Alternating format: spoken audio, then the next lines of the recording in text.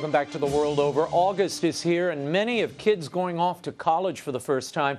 But every year, parents make unwitting mistakes that can set their kids back. My next guest is a teacher and founder of Riseman Educational Consulting in New York and a regular contributor to Life Zed on education.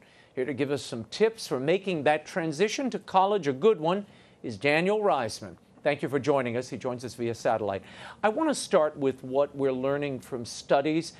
They show that 35% of freshmen drop out, more than half during the first 6 weeks of college. Why are those first 6 weeks so critical? Well, what happens in those first 6 weeks is the kids are no longer in their comfort zone. Without their comfort zone, they don't know where to turn. And what they do is they try to find any connections they can. They go to the virtual world. And the virtual world is very superficial, so there's nothing there they can really connect to. They haven't developed the routines, they don't know where to go, and they feel homesick. And with all those pieces working together, it basically adds up to a disaster of wanting to drop out and wanting to go home as soon as possible. And that's not good for the parents, it's not good for the kid, and financially, it's a disaster. Now, you go through a list of what parents should and should not do when they bring their freshmen to college. I want to touch on a few of those. First of all, you say you should help them move into the dorm, but then you should get out. Why? And why, is this one of the big mistakes parents make? Right. You want your child to be as independent as he or she can be, and you want to develop that from day one, literally hour one. You want that kid to basically be responsible for his or her boxes, set up the room the way he or she wishes to do so, and also start interacting with people in the hallway, people, maybe the RA, everyone in that dorm. Let that kid develop relationships on his or her own. The parent should not be involved with that, because once you start doing that, the highlight of that, the kid needs to be, independent, needs to individuate. And if you're around, the kid cannot spread his or her wings, and you just restrict his or her growth. You also say you should not call that first night to see how things are going, nor should you visit campus until parents' weekend. Why not? Right. You should let your child be on his or her own to see what that child can do by him or herself. You do not want to interfere. There will be growing pains. The child will probably text and say, I'm having a tough time. The roommate is being rude. But the child has to deal with that rudeness on his or her own. You can't, interfere. The more we interfere as parents, the less that child will be able to enjoy the college experience and become that mature adult that we want that child to be. The more interference, the worse it gets for us as parents and for the child as well. What's the biggest and most common mistake you see parents making during this transition overall? And I know you consult with a lot of families. Sure. What parents tend to do is they tend to be too hands-on. They look at college as their own experience. They've worked so hard for that child to get into college that they forget that it's not their experience, it's the kid's experience. So what happens is parents go up to college too soon. They take the kids out to eat, maybe a couple guys in the dorm, and they monopolize the conversation. They pretend or think that it's their experience, that it's their college years, but it's not. And that, to me, is the number one issue I find with most parents, is basically taking ownership of the college experience and not allowing that son or daughter to really feel and organically develop, their own college years.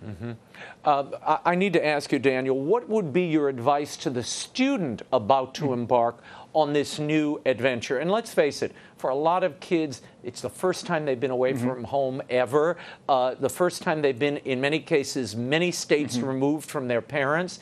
Your advice to them? My advice to them is be patient. Don't expect friends to evolve overnight. Be smart. Don't go to parties and be crazy. Don't engage in binge drinking. Don't let your inhibitions go when you don't even know your surroundings. You don't know who you can trust. But give it time. Look at people, have discussions, maybe stay away from the virtual world a little bit more, more Facebook and Twitter, cut down on that so you can engage with people. Engage with your dorm mates, and engage with the people around you, your classmates. Engage with your professor, go to office hours. Just really try to develop a nice, cohesive environment, but don't force the issue. Don't force a relationship. Don't force, going to a party that you don't feel comfortable going to. Trust your instincts, but don't do anything silly, because that can be very dangerous. You suggest that kids not take more than 12 credits that first semester. Why not? Well, what happens is I've seen a lot of kids want to really just, bang out all their prerequisites and all the intro courses. They want to get it done immediately. But in doing so, you miss out on maybe joining a club, maybe a faith-based organization, maybe you want to do intramurals. You restrict yourself. So instead of taking, let's say, some kids, which I recommend 12, they take 18 credit hours. Now they're all restricted to their classes. They can't evolve and see what's out there. And what they're doing is they're just seeing the library, seeing their classes, but they're not able to see beyond that. Also, they're not able to develop a routine, for example, going to the gym, doing things that they need to do because they're so restricted with the courses they are taking. Now, you tutor kids and you prepare them for college. Public Agenda Research Group recently noted that the number 2 reason kids drop out of college is they're just not ready academically. 60% of freshmen take remedial courses. Are you finding that in your work, and what can be done? Well, a lot of kids cannot write. A lot of kids cannot express themselves. Some kids struggle with math, but I find most kids really struggle to write. And what happens is a lot of parents have hired tutors to try to make up for that, that lack of ability. Or they themselves, the parents, take that on them, to write for their kids. What I find is a kid who's not ready in that sense should take remedial writing in college, can evolve their skill set, and can be a very successful college student. But high schools, they need to do more with their writing curriculum. They need to have more in-class writing. But remember this, teaching English is one of the most time-consuming professions there is in the high school. It takes a lot to teach English, and it's asking a lot from the English teachers to grade and do much more than their peers.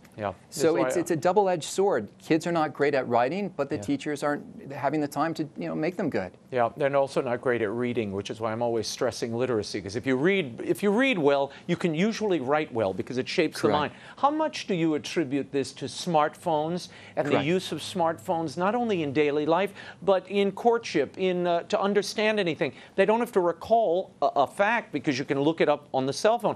How has this reprogrammed students over, let's say, the last decade? And have you seen a diminishment in attention spans and even in basic human interaction in your work? Oh, absolutely. I think what the smartphone does, it has fragmented everything, fragmented their ability to think deeply, think for a long duration.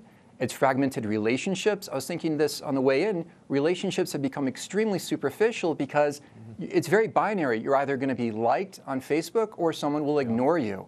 And everyone's just basically going for that like. It's that dopamine fix that they get from that like. But in the same sense, they can't even read a long poem. They can't read the Iliad.